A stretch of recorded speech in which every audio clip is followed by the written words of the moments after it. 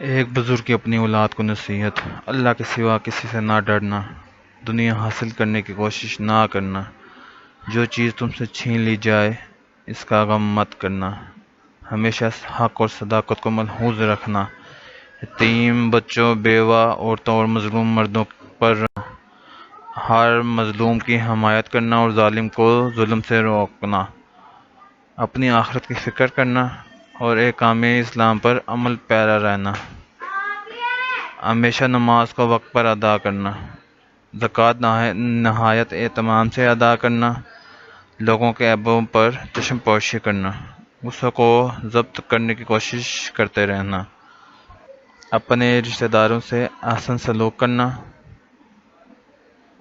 پڑوسیوں سے اچھا سلوک کرنا، کبھی فحش کلمات منہ سے نہ نکالنا،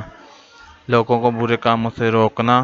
اور اچھی باتوں کی نصیحت کرتے رہنا، قرآن کریم کی تلاوت کو اپنے اوپر کر لینا، ہر کام میں استقامت اور استقلال رکھنا، خود اتفاق سے رہنا اور مسلمانوں کو متفق رکھنے کی کوشش کرنا، جہاد فی سبیل اللہ کو نہ بھولنا، صحابہ کرام رضوان اللہ تعالیٰ علیہم اجمعین کی عزت اور توقیر کو قائم رکھنا، غلاموں کے کرنا، سب لوگوں کے